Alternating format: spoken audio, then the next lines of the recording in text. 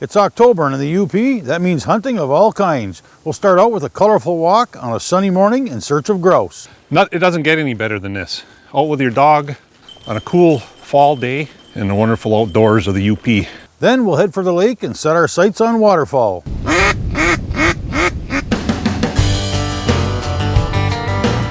9 million acres of forest, 1,700 miles of continuous shoreline, 4,300 lakes, 12,000 miles of streams, more than 300 waterfalls, 15 counties, 2 time zones, and 1 area code. Welcome to the Upper Peninsula. Welcome to 906 Outdoors.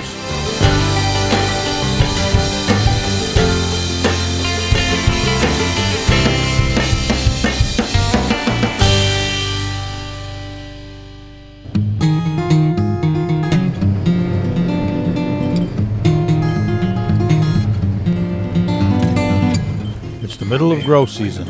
The sun is shining. The trees are approaching full color. There's a slight briskness to the morning air. The peacefulness and solitude of a walk down a quiet backwoods road away from everything else. I'm not sure if I go in the woods to hunt or if I hunt to go in the woods. Either way, it's pretty hard to beat. I spent the morning with UP hunter Brian Kessler and his new dog Lydia in search of grouse. Lydia is a 1.5-year-old French Brittany. Got her at Peterson Kennels in Crandon, Wisconsin a year ago in June.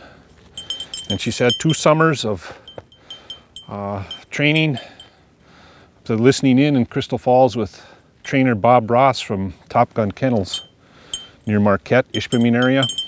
And she's still learning, but she's starting to get it. Got to work on her points a little bit, but hopefully we'll find some birds today and see how she performs.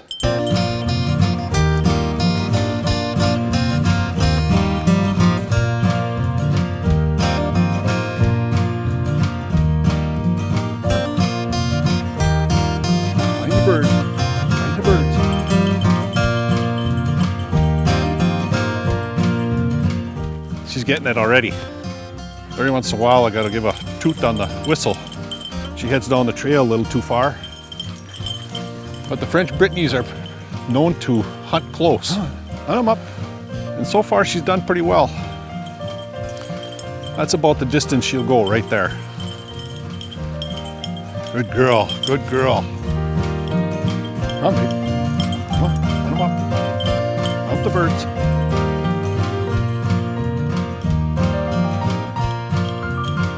Good girl. Pretty calm day today. We could use a little bit of a breeze. That helps the scenting. The dog to pick up that scent cone.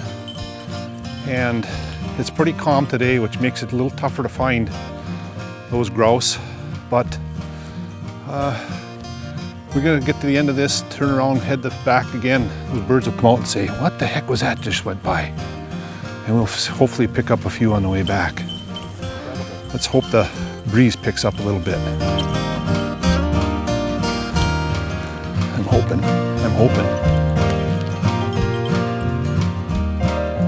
Where's the bird? Where's the bird?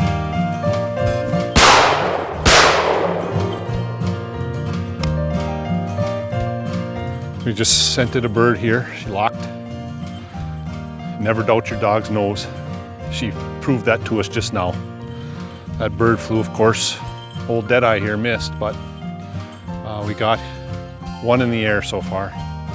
And we're getting into the really hot spot here now. It should be a few more flushes, hopefully, before the end of the day.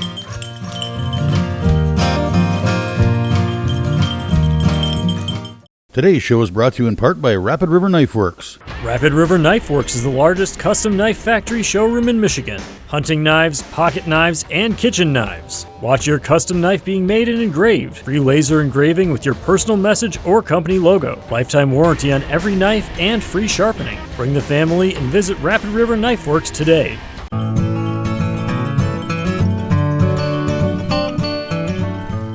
She's a 1.5-year-old French Brittany. The only difference between the French Brittany and American Brittany is primarily color and a little bit difference in size. The French Brittany is a little smaller, shorter legs, shorter snout, and very compact. She's about 31 pounds at full growth. And she is offspring of a mother that was black and white Her father was orange and black from the Peterson Kennel in Crandon, Wisconsin. The hunting ability of both American French Brittany, almost identical. What I was told, this is my first French Brittany, when I bought her, was the French Brittany hunts a little bit closer than the American Brit, and I have found that. First two Brits I had were American Brits, and she has shown that she hunts a little bit closer than the other two Brits that I had. But she has lots to learn yet. She's coming along slow but sure, but this is the way they learn. In the woods. In the woods. There goes one. One just flew right here. Maybe another one in here. Put the dog in, see if we can pull one up here. She's on the point though. There she goes. Now she's moving. This bird flew right up in here. Let's see if we can get that bugger. There it goes. Oh, too far out. Nothing better than getting a young dog into birds. Training them in the field is fine, but the wild birds are really teach them their lessons. She is wound up right now after flushing, I don't know, 4 or 5. And that's the key to getting your dog to be a good hunting dog. Get them into live birds. And here we go again. She's hopefully going to flush another one here.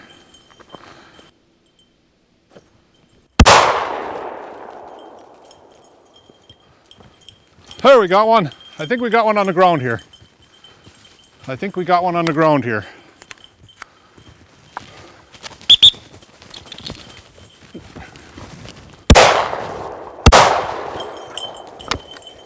Now the fetch.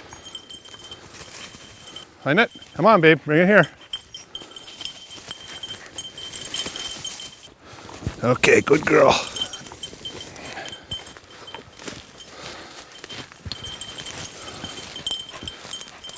There, we got a bird. Good girl. She has a terrific nose finding the birds once they're on the ground. Last year we struggled with that as a 6-month-old pup. Now if I get one on the ground, she finds it. Retrieving yet is something we need to work on. She's finding the birds but not picking them up and bringing them to me. It doesn't take much to go and find that bird because she sits right by it, but be nice to get her to retrieve, but that'll come. She's young yet. Trainer tells me that'll be something that'll eventually be learned, and found that bird beautifully. Didn't go that far off the trail here, but, and there were 2 here. Of course, I missed the other one. So we're 1 for 3, 1 for 4, something like that. We've got to improve these odds a little bit. Let's go find some more.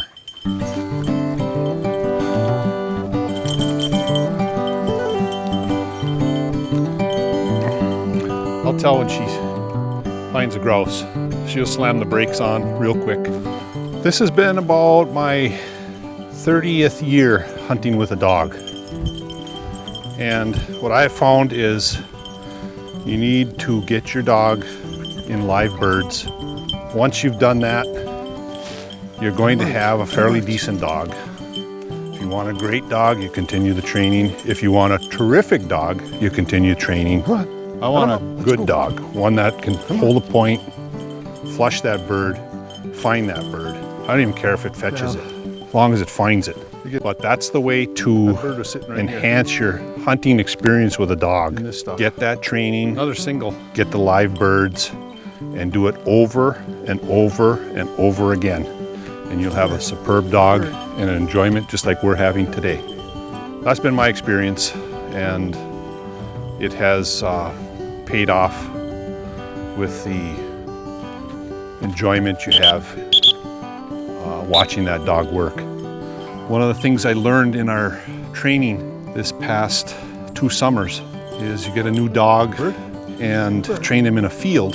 The transition from the field into the wild woods areas, a lot of times it's strange to them, and they tend not to go too far. In fact, the first time it happened to me, the dog was right here.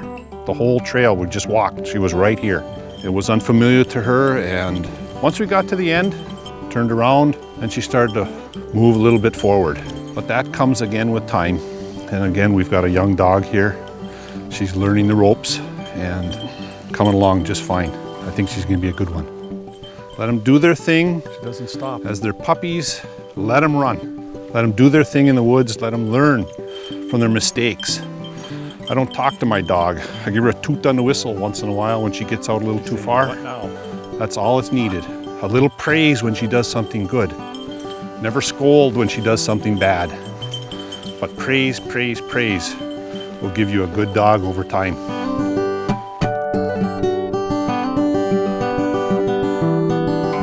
It doesn't get any better than this. Out with your dog on a cool fall day, you can't beat it. This is my third Brit. They're a good pointing breed, and finding birds and just being in the woods on a day like this, sunshine, 55 degrees, a little frost in the morning. It gets no better than that. And this is my serenity here in the wonderful outdoors of the UP. Makes for one heck of a great day. Come on, babe, hunt 'em up. Find a bird, come on. 906 Outdoors is brought to you by Race Driven. Get in touch with your adventurous side and find your drive with Race Driven. As an online retailer, dealership, and manufacturer, we can provide power sport enthusiasts with virtually any part or accessories for ATV, UTV, and motorcycles. Customer driven, quality driven, race driven.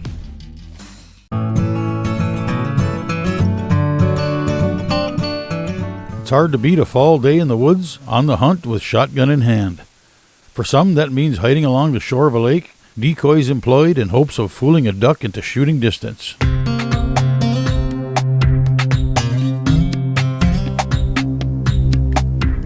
So last night we went over to the Green Bay shores between Cedar River and Escanaba, and the waves were coming in, pounding, big white caps, 20-mile-an-hour winds. There was no way to set up over there today. So we had to improvise and come over here.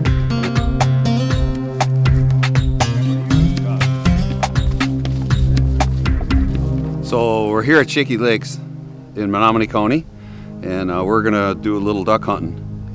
Came in last night and set up a blind, just kind of makeshift, cut off some brush and stuck some brush around, and now we're gonna go out there and put some decoys out and see if we can get some ducks and maybe a couple geese.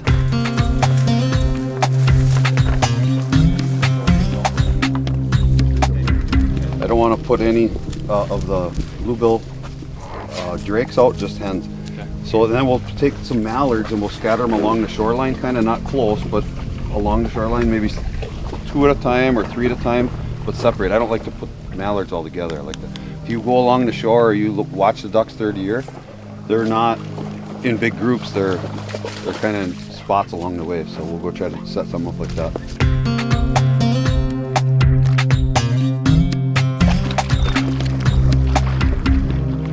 Typically, we like to be set up and ready to go at least 15 minutes before the opening starts for the day. And we usually will sit till 9, 10 o'clock in the morning and go back to camp, do some things at camp or go home. Sometimes we come back in the afternoon for the evening hunt. There's a lot of different ways. I mean, guys can go jump hunting, where ducks might be sitting.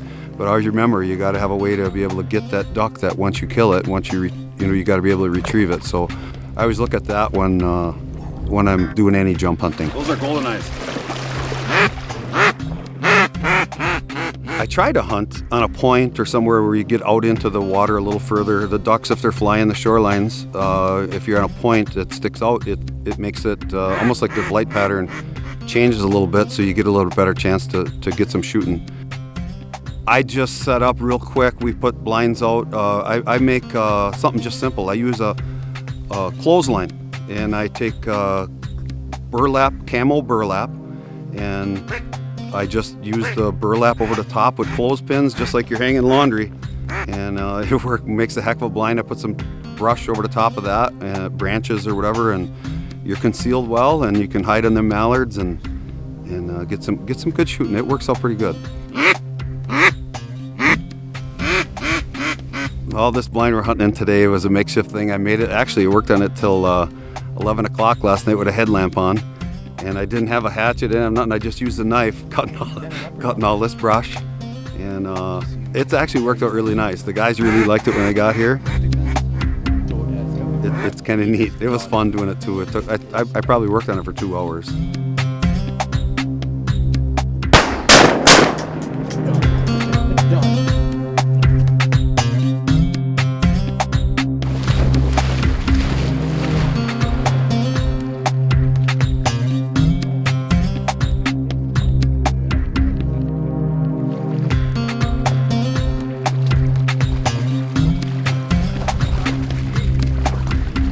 So these guys that we're hunting with here today, Josh and Dane, they're friends of my stepson and my middle son Trevor, and they were at the house all the time, and they always talked about going duck hunting with me. So this is the day. This is the first time we're doing it, and I mean, heck, it's been 15 years probably since they were always over at the house every day, jumping on the trampoline and just being kids and playing, hanging around the house. So it's kind of neat to be out here with them and enjoying some association like this.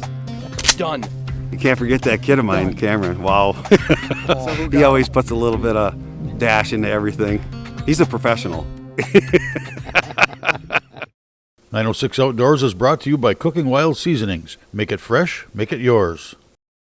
One of the most important tools you can carry with you in deer season is a knife. Here's some tips from Rapid River Knife Works on how to keep it sharp.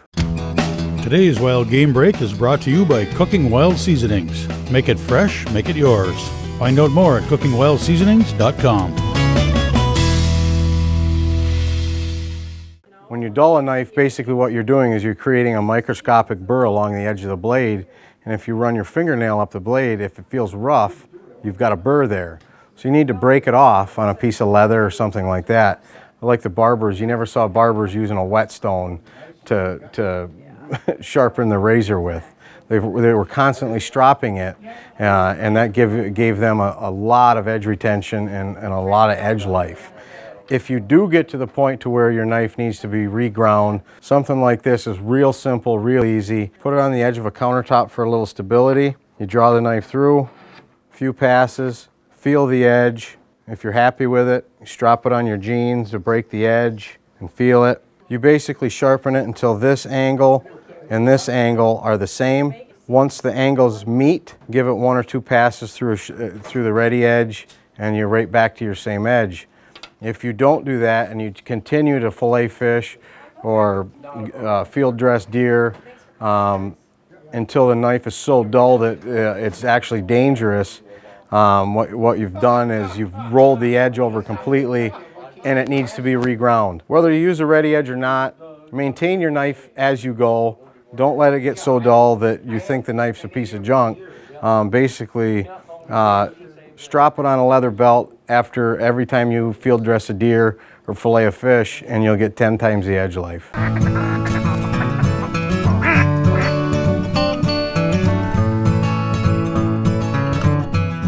So back in the day when I first started duck hunting with my dad, we used to go out and get our ducks and bring them home and have to dip them in wax after we plucked the feathers off them. And it was terrible. We used to have to eat the gizzards and the livers and everything. So I just quit duck hunting and I started bow hunting when I was 16 years old for the whitetail.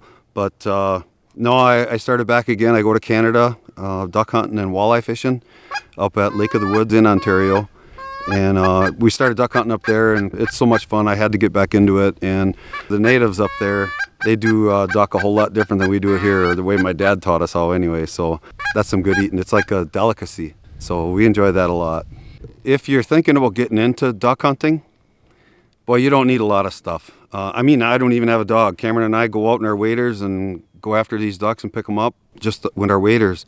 You don't need many decoys. You can put out anywhere from 5, 6, 7 to dozens if you want, but you know, to get started in it, it doesn't really take a lot. You don't need many decoys, and you scatter them kind of along the shore. I mean, just look at how ducks are. They're in patterns of 2 or 3, or you know, when you're looking at mallards anyway. I mean, different types of decoys, we line up different. When I put out bluebill decoys, I put them in a straight line. When I put out mallard decoys, I put them in groups of 2 or 3 scattered about. And sometimes I'll throw some geese decoys in there as well. But again, you don't need many. when we go hunting, I like to have, the 12 gauges with 3.5-inch shells. I like to shoot number 4s for ducks, but there's guys that like to use number 2s or BB. But ducks are tough. They're tough to kill, so you got to have some power behind you if you can. I wouldn't recommend anybody going out with a 410, although I did when I was 12 years old.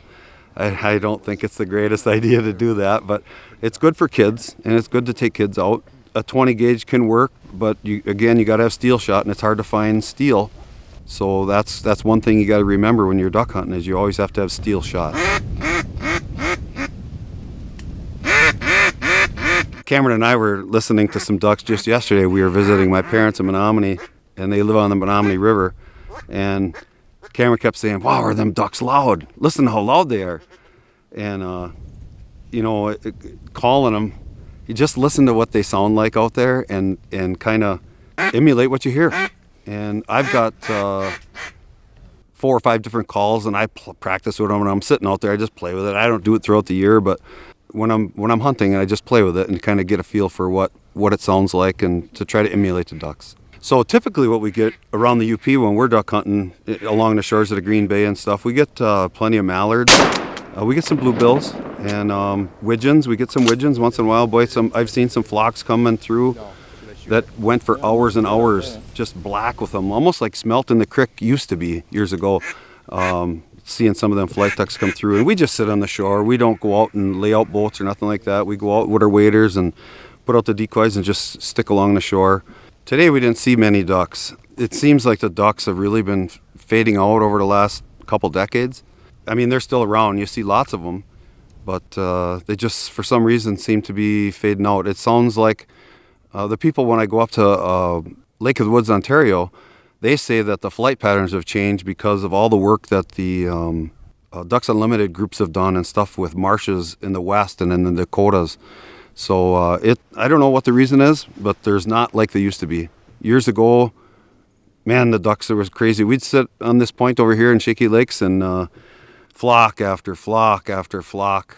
I'm talking 40 years ago, and it was so much fun. It looks good. Ducks, ducks.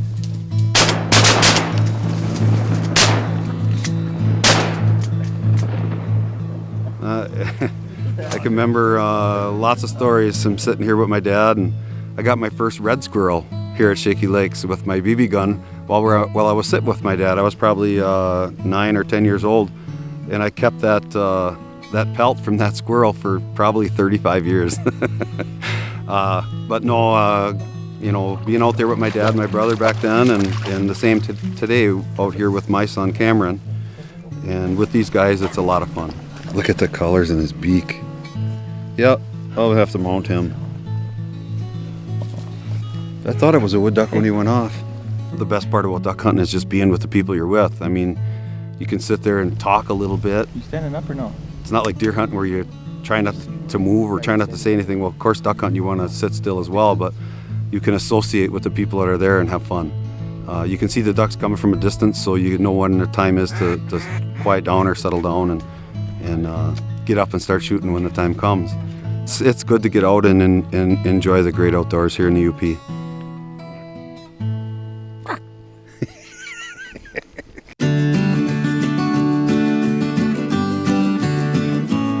Be sure to join 906 Outdoors on Facebook to see where we've been and where we're going.